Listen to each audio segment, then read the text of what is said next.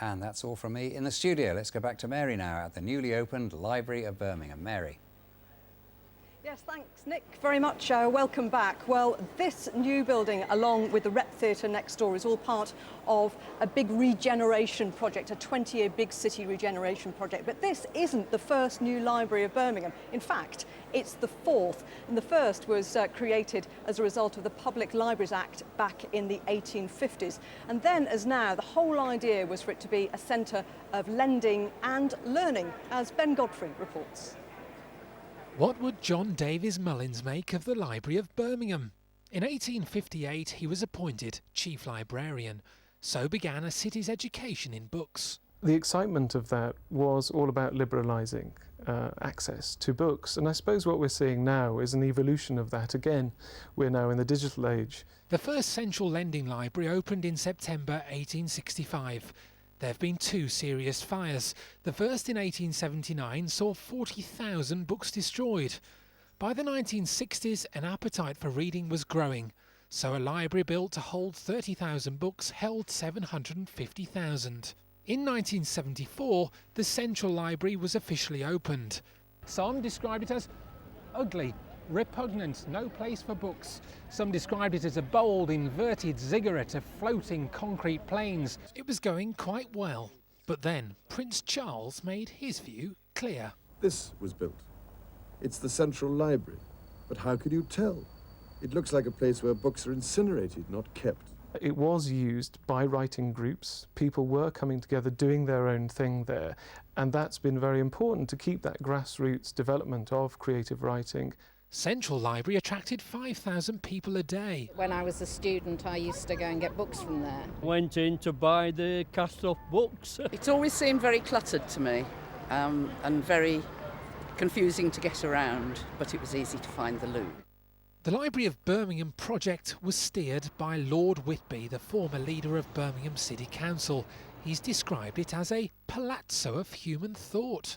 The heart and soul of people captured within the tombs of books, within a beautiful architectural building, which we in the city of Birmingham had the confidence to say yes to, deliver. Never in Birmingham's history has so much money been spent on a library, and history will again judge whether the aims of the founding librarians will have been realised. Ben Godfrey, BBC Midlands Today, Birmingham. Well, this is probably more what you'd expect from the traditional library, but what makes the new Library of Birmingham so different from really any other library in the Midlands is it's got outdoor spaces, and our arts reporter Satnam Rana is up on one of the terraces now. Satnam, are they really going to allow people to take books out there?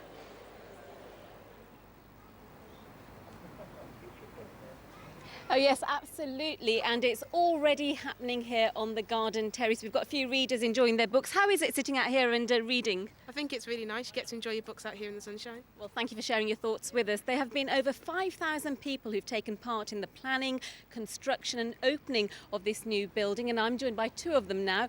Tom Epps, who's been a librarian for 25 years, and Patrick Aarons, who's an associate architect. Let's start off with you first of all, Tom. How has it been for you guys making the move from across the way there? It's been incredibly busy. The last few months we've been, moving millions of things. Now we're here. It's absolutely fantastic. It's all been worthwhile. And how's the first day been for you? Really, really exciting. We've had thousands of people in through the door, and it's great to see all sorts of different people using all sorts of different spaces all around the new library. Have they actually been borrowing books? They have been borrowing books. They've been using the library just like a library. They've been asking questions, borrowing books, everything you'd expect. It must be fantastic to see the building come to life. And for you, Patrick, well, it's been a bit of a baby for over 5 years. You moved over from The Hague to Birmingham. How has the city treated you? Oh, Birmingham is great, as any sort of new city where you go and live, and I've been here for just over 5 years now. You need to find the little gems, and Birmingham has loads to offer. Of course, it's, the biggest offering at the moment is the new Library of Birmingham. For you as an architect, how has it been seeing it going up and then today the opening of it? Well, it's been a long labour. I mean, I've been here for just over 5 years, as I just mentioned, and it's great to see, as Tom just mentioned as well, to see people use that space. Well, thank you very much for joining us. Good luck with the return back to Holland as well. It's a beautiful evening here. The sun is glistening, really bringing to life this space, and loads of people are up here enjoying the spectacular views of Birmingham city centre. Back to you, Mary. Thanks very much indeed, Satnam. It does looks absolutely glorious out there. Now, with me now is author Mike Gale. Welcome. Hello there. Among your books, My Legendary Girlfriend and Turning 30. What about this space? I mean, you grew up in Birmingham, you live here. What do you make of it? This is absolutely amazing. I mean, I'm really blown away. I was here last night looking around, and it's just something that we can be really proud of here in Birmingham. And it's just so amazing to see so many people, you know, come to something that's not a supermarket. You know, it's a book, you know, it's a book. And people are really, you know, picking up books and reading and going outside. It's amazing. I like the idea of a supermarket for learning. That's quite good. But it's come at a price, hasn't it? Nearly £190 million. Where do you think libraries are now in that resource for learning? Because so much research is done online. We've got e-readers as well. Yeah. But I think it's absolutely central. I mean, when I think back to my time, you know, I was here at Central Library. I remember doing school projects here. I remember doing my dissertation here. You know, well, not here in the old Central Library. Yeah, in the old Central Library. But you know, libraries are absolutely vital, and I wouldn't be a writer now if it wasn't for libraries like this. And just the idea that you can take books out and get them for free and find any information that you want. I mean, yes, there's lots of stuff online, but it's not the same as having a book in your hand and being able to get hold of the actual information. So it was vital for you as a writer and as a student, but do you really think that's still the case? I won't ask how many years ago that was. It wasn't that long ago, for goodness sake. No, not at all. No. But is it really still so important? Oh, absolutely. I think that, you know, you can only do so much, you know, online. But I think having the books in front of you and being able to kind of see, sometimes, you know, seeing the text, you know, for the first time and reading it, it just makes an absolute difference. The City Council have said that they want this building to be inspirational to young people of the Midlands. How can that be achieved, do you think? I think they've done it. I think who wouldn't come here and just think, you know, I want to be part of this world. You know, that's how I felt when I went to libraries. You know, I was getting books and I was thinking, this is the world that I want to be part of. And here I am. And so, you know, the idea that people might think Birmingham spent all this money on this amazing library. You know, let's do something with it. So I think they will do. I think they'll really be encouraged.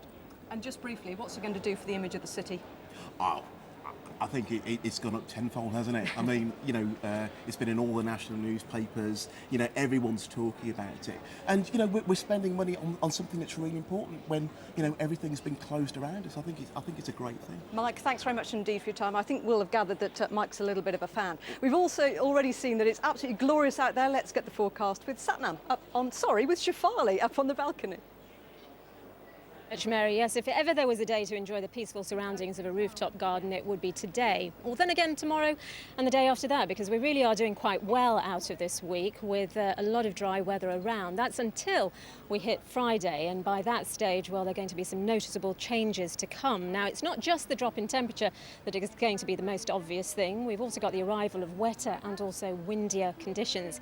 Now, this transformation is going to take place quite gradually as the high pressure that's currently in control and keeping things settled starts to pull away to the east, and as it does so, it's going to allow for this cold front from the northwest to slip slowly southwards, and that's during the course of Thursday.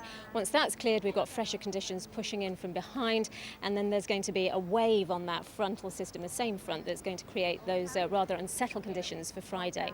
But for the immediate future, well, right now we've got some glorious sunshine. It's been cutting through the cloud today, and it's an indication of things to come for tonight. So we're looking at much clearer conditions across the region, and that's going to send temperatures down to double figures of around 12 to 13 Celsius of towns and cities across most parts of the region, but 8 Celsius in rural parts. And the coolest spot of all is probably the southwest of the region. In fact, there we could see some fairly dense patches of fog developing later on tonight. Now, those will break up and lift for tomorrow morning, and after that we're really in for a treat. It's a lovely sunny day, lots of hot sunshine, and temperatures rising to around 24-25 Celsius. First signs of a front coming in for tomorrow night is from the northwest as that cloud thickens up, but for the vast majority it will be clear and dry and still fairly warm, but as I said, by Friday itself it's going to turn wet. But for Thursday, possibility of highs of 26. Well, let's recap tonight's headlines. The doors open on Europe's largest public library. More than 7,000 people have been through the new Library of Birmingham through the doors. And Syria is now the world's biggest refugee crisis. The UN is calling it a tragedy of the century. That's it from Midlands Today from the Library of Birmingham. Have a good evening. Bye-bye.